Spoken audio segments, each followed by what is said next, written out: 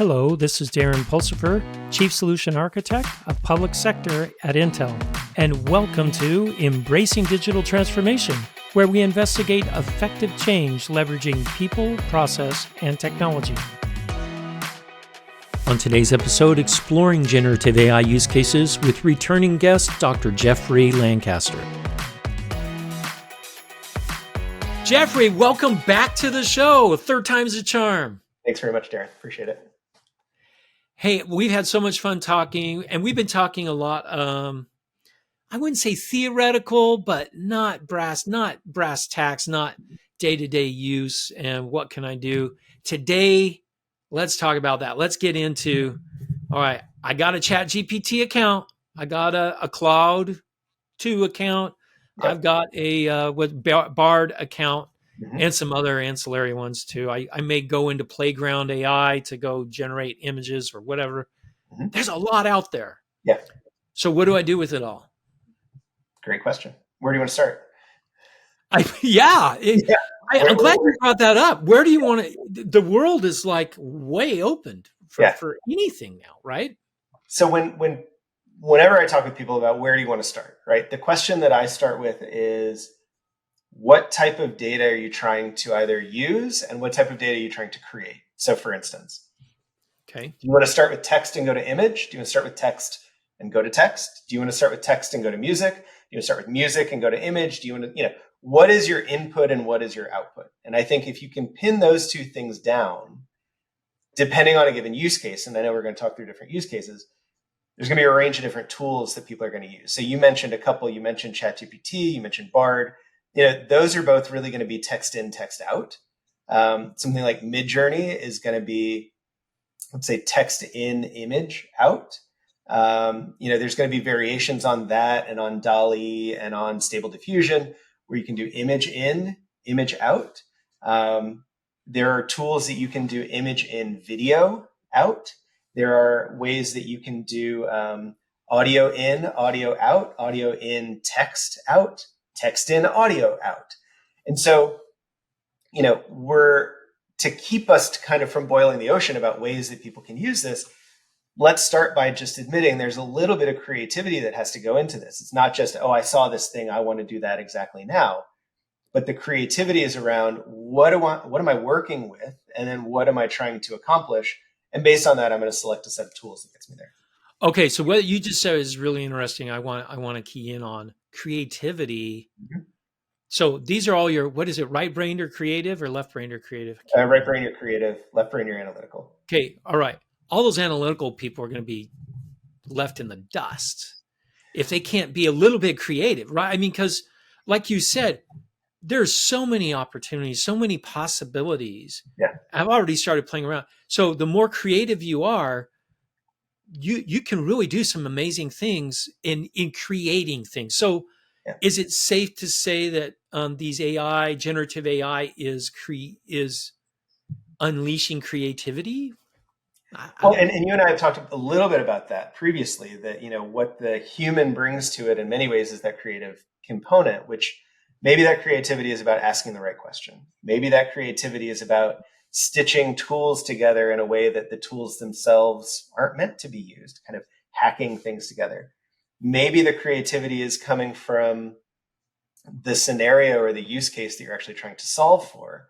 So yeah, I do think there's creativity to it on the right brain side of things, but there's also your left brain, like you actually have to be able to implement that. And so do you have people who can do that? Do you have partners that you can work with to do that? Do you want to try and do it yourself and like really get under the hood and figure out how do the pieces all fit together? And, maybe you want to code it yourself. All of those are possibilities. And I know, we want to kind of get to specifics, but I think it's worth starting there just to recognize that the specifics that we're going to talk about are not the only options. There's people doing amazing, amazing things with these tools because they're bringing that creative mindset to it. They're bringing a problem to it that they can't solve with Google, that they can't solve with sort of traditional search. And by Google, I mean like Google searching, that they can't solve with maybe a traditional analytical approach. So all of these other tools in their toolkit aren't going to work. And so they get to a point where they say, you know what? I need something that's going to produce something new. Therefore, I need to use generative AI for that. Okay, so this reminds me a little bit of in the 90s about I learned about brainstorming Mhm. ideas and things like that in group settings and things. And because I've already done this, I can brainstorm with an AI now, Mhm. Yeah. which is pretty cool. It gives me a second opinion. Yeah. It doesn't mean it's the whole opinion, but it gives me a second opinion.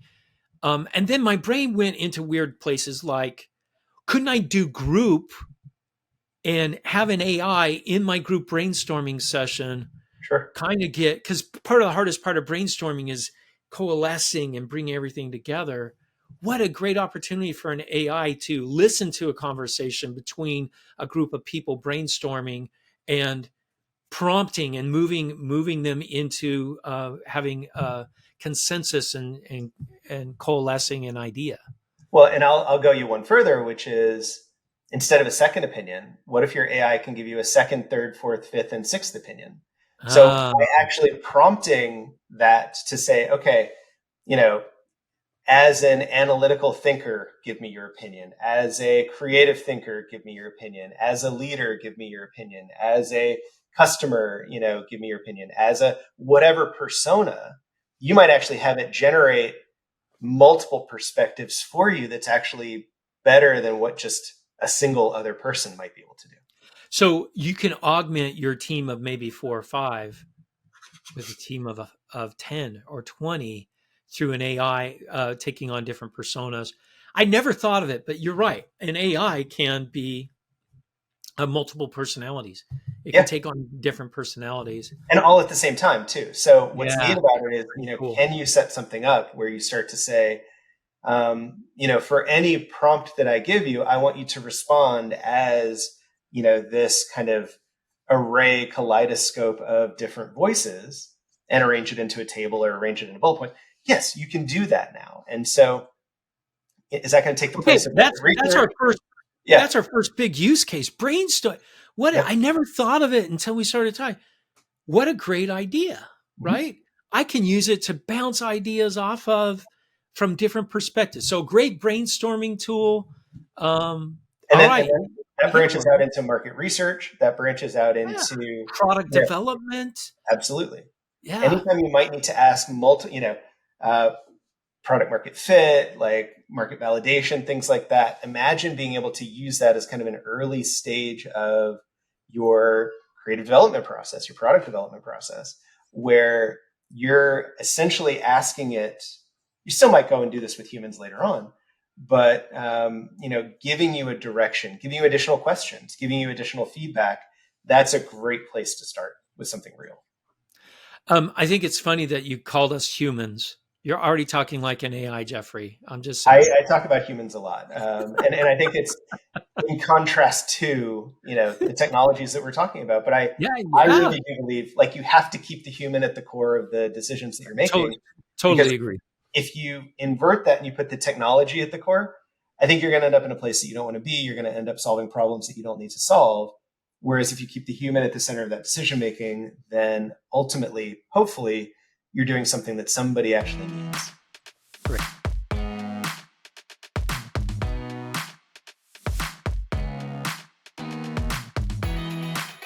All right, we got our first use case, brainstorming. Great Yeah. one. Great one. Next one, let's come up with another one. What about generating content specifically in my day-to-day work, email, for Yeah. example? Email is a great one. Being able to both write an email from scratch for you on a particular topic, being able to expand an email, based on maybe a shortened prompt, being able to shorten an email if you're too verbose, being able to spell check or change the voice of an email. I think anybody who is particular about their writing, if somebody else ghost writes for you, maybe you want to convert that over into your own Your own voice. syntax. Yeah, just the way that you speak, the way that you write, your own kind of written style. So you can feed in your own style into these tools and say, given this new piece of writing, convert that into being like my style. So I've already noticed a little bit of that with a tool called Grammarly. If Mhm. people aren't using, I've been using Grammarly for about 5 or 6 years, as I've been working on my my PhD. Mhm. It's been a lifesaver because I'm a horrible writer, grammar, all that stuff. Yeah. Uh, I'm still my freshman English teacher. I got a D in that class, and she said I would amount to nothing on my last paper. And I You sent should her her. the first magazine cover that I got the cover on, that my article. I sent that to her years later and said, "Yeah, no, you're wrong." But she didn't know I had a tech writer helping me. Well, there you I go. don't need a tech writer anymore because I have a tool like Grammarly it learns my reading style or my writing style. It corrects my grammar for me, has the right voice, and they recently added AI to it Yeah. But to let's augment or well, and improve. let's talk about the content of that, right? So Okay, depending on how you set up your AI, the more technical writing might still require more human intervention afterwards. So we can't necessarily, we've talked a little bit about this, are you necessarily going to trust the factual content? So it might be in the no, style of technical writing, but is it going to be accurate to the kind of situation that the technical writing is being written for? Maybe it will, maybe it won't. And so that's where I think it's really important, really, for the human to still intervene, at some point, but to also come back and say, did I get out of this tool what I wanted it to? Because what you don't want it doing is writing an email to somebody that mischaracterizes something, that misrepresents something, that maybe says that you can do something that you can't do, but it was part of the language model, and that then became a component of that email. So there's still, I think, an editorial role for the human to play. I'm glad you brought that up because I think a lot of people are going to completely trust. Mm-hmm. Yeah, give it an AI and just send the email. Why? A lot of the tools are smart enough today to say, "Are you sure you want to send this?" Yeah, Right? It doesn't say approve everything and send. It says approve. You can read it now that's and right. then send. I agree with you wholeheartedly. We do need to double check because we Mm-hmm. can't fully trust the content generated by AIs. Yeah. And there's going to be other things, as you think about kind of that day to day work. So whether it's scheduling people, that's a day to day task that actually can be really hard because maybe you're aligning schedules. So doing something like that, an AI can actually do really well. Uh, I saw examples, where people were using this to do kind of master scheduling for courses for students in K-12, where, the idea was, here's all of the students, here's all of the classes that they need to take. Now arrange them into which class is going to be which period, Oh yeah, who's going to yeah. be in which That's a class. hard problem. It's a hard problem for a human to do, but for an AI to take that data in aggregate and then to spit out that kind of overall schedule, great problem for it to solve. So logistics, I think, could be an area where people can look and start to say, you know what, is there either a more efficient way to do this? Is there a way that maybe it just gets me to my starting point, again, 80% of the way there, but now I, the human, can go back and say, oh, we can't deliver from Peoria to Detroit. I'd rather have them stop over here first because the timing, there might be things that as a human, that Or that like the driver has lunch with his wife in exactly. Peoria and it makes a happier employee. So there's context that the AI might not have, right? That us humans, there's tacit knowledge, tribal knowledge that we have that isn't written down anywhere, right? That's right. But that process piece of it, and there's another layer to process too, where there's still a lot of organizations that are having people fill out forms. Maybe it's a paper form, maybe it's an online form, maybe it's just you're filling out a PDF, something like that. But to extract the data out of PDFs is another area where you see AI doing really, really well. And what it does when it does that, it's not doing one PDF, it's doing all of your PDFs. And so to take that and essentially build a knowledge base out of it, which you can then query, you could then ask it questions. So imagine being able to ask your documents questions and That's having fascinating. the AI respond in a way that that document would respond.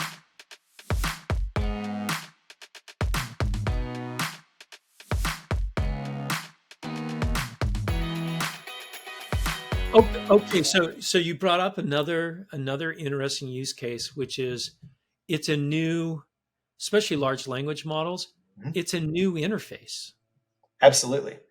right? Where it's more natural language for us to ask a question.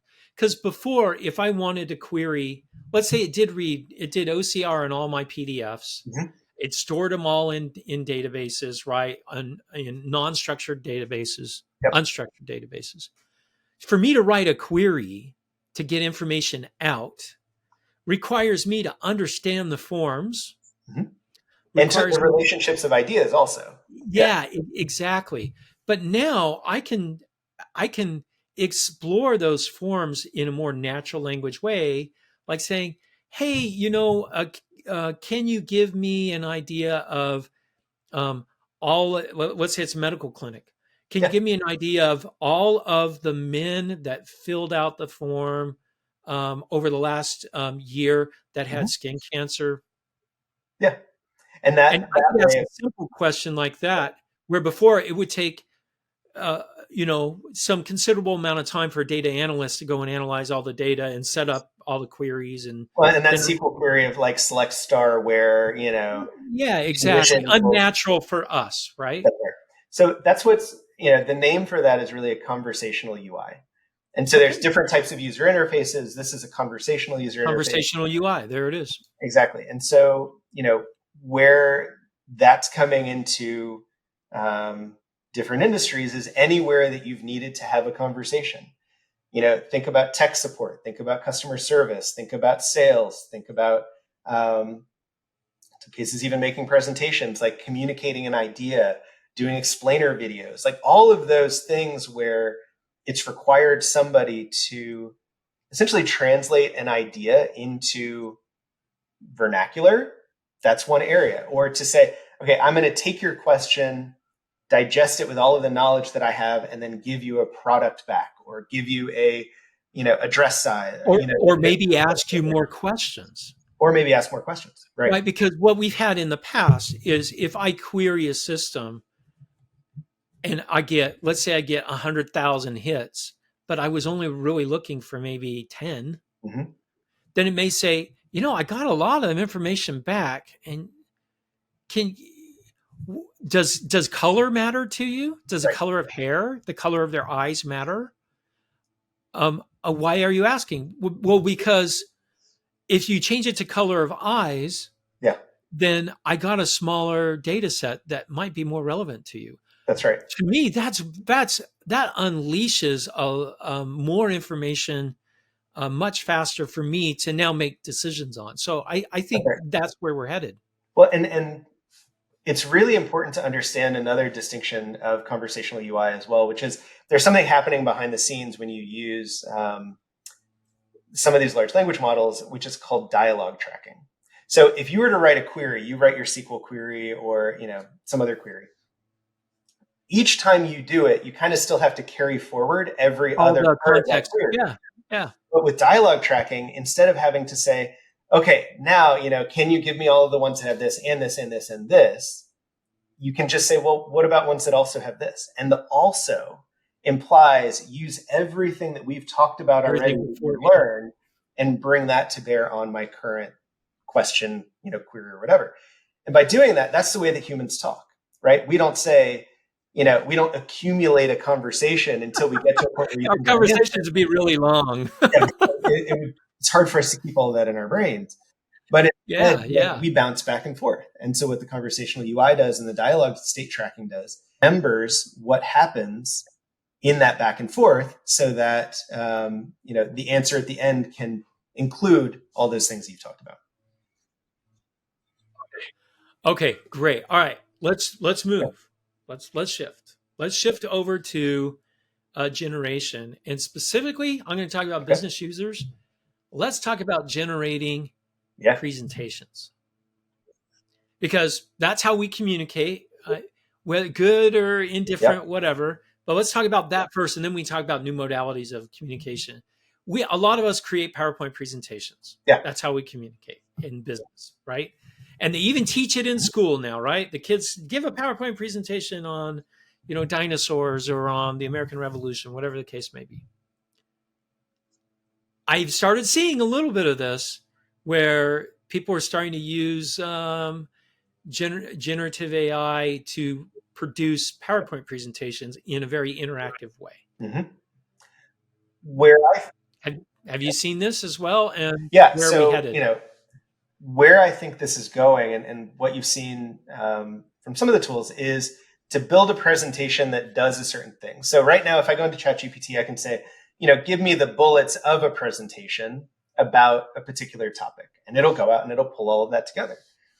Well, it's not so unreasonable to take that and then say, okay, for each of those, go out and get a relevant image and a little bit of text and put that onto the slide. So the automation of that kind of bringing everything together is really, I think, the kind of synthetic function of generative AI. And by synthetic, I mean synthesis. So what it's doing is it's taking a lot of disparate data and trying to bring it together in a way that then can communicate that idea effectively. Where, imagine being able to take a Teams channel or a Slack channel or a thread of some sort and say, take everything in this thread and synthesize it into a few key points or a few key, maybe it's slides or a few key whatever medium that is. That's tremendous, because now you've got legislators who can take a piece of legislation and synthesize it into a few key talking points about what it's actually about. Anybody who's ever seen legislation, it's usually a stack of but technical Yeah. documentation. Synthesize that technical documentation into a few key points. Synthesize anything that requires tremendous cognitive overhead, really, for a human to go through and digest, and not just read it, but read it and make sense of it. The generative AI can do that much, much more efficiently than we can.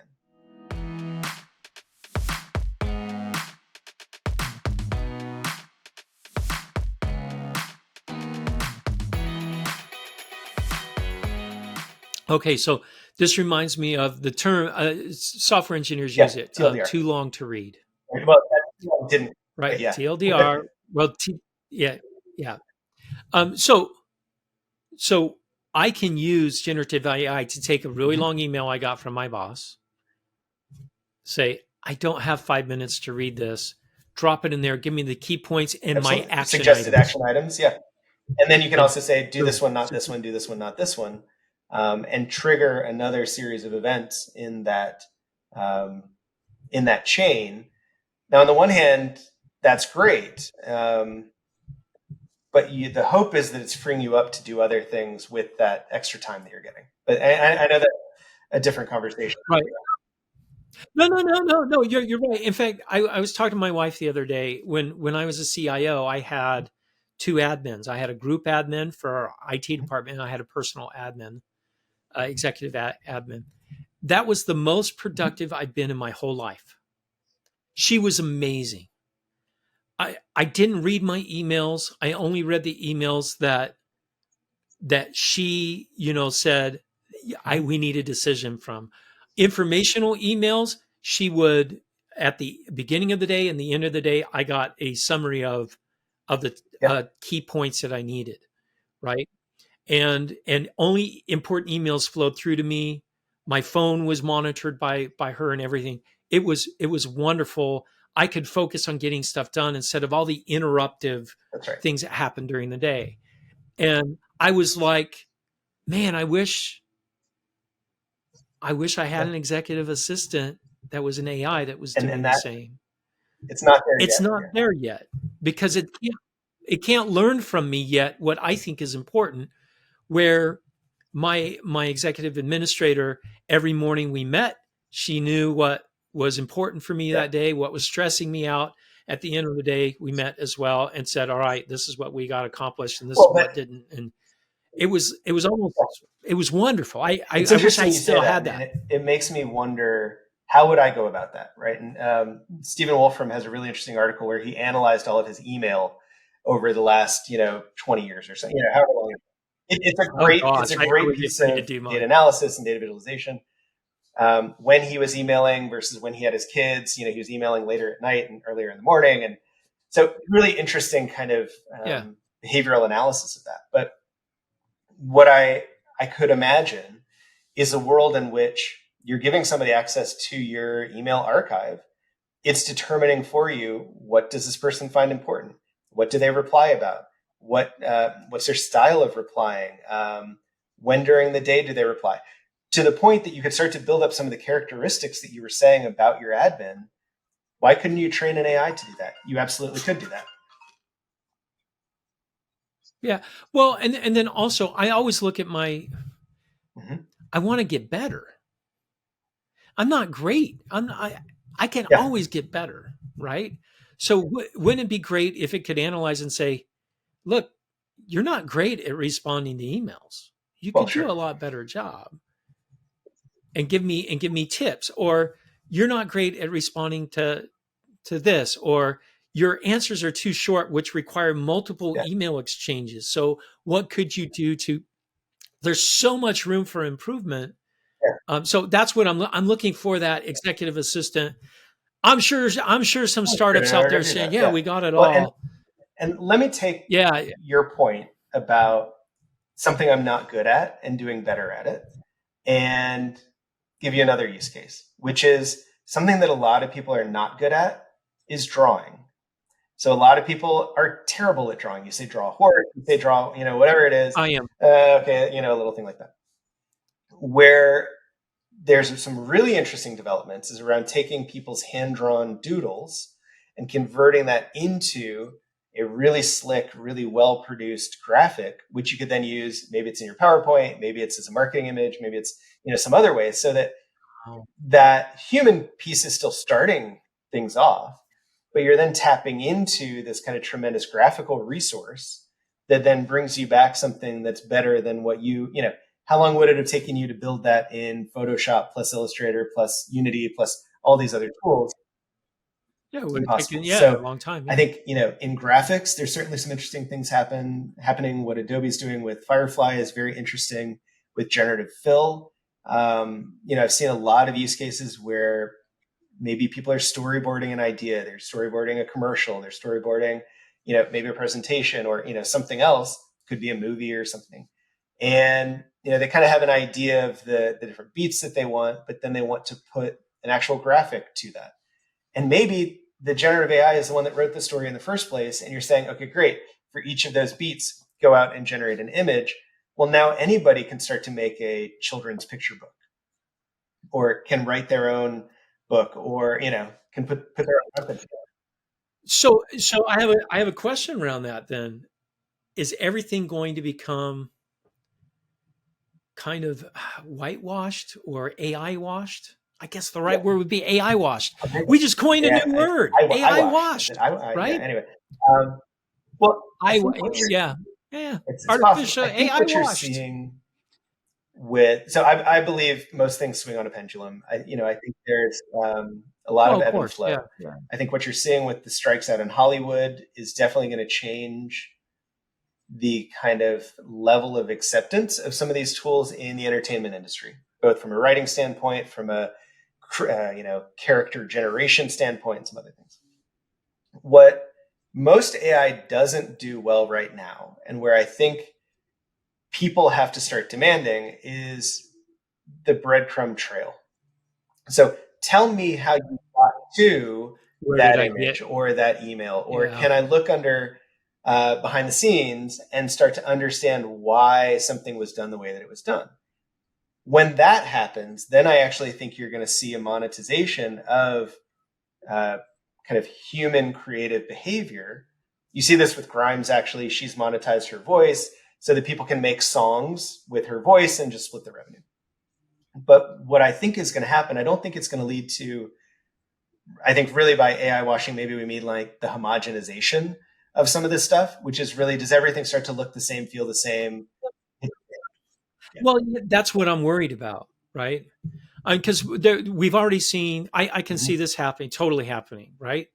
I'm using AI to generate my emails. You're using Yep. AI to read my emails and respond back. So the AIs are now talking to each other, and we're looking at it Yep. cursorily and going, yep, send, yep, send. and all of a sudden everything's kind of washed out, and the details. But what does and that say about the interaction is value of gone. email? What does that say about the value of maybe the thing that you're working on might not have been that important in the first place? Thank you for listening to Embracing Digital Transformation today. If you enjoyed our podcast, give it 5 stars on your favorite podcasting site or YouTube channel. You can find out more information about Embracing Digital Transformation at embracingdigital.org. Until next time, go out and do something wonderful.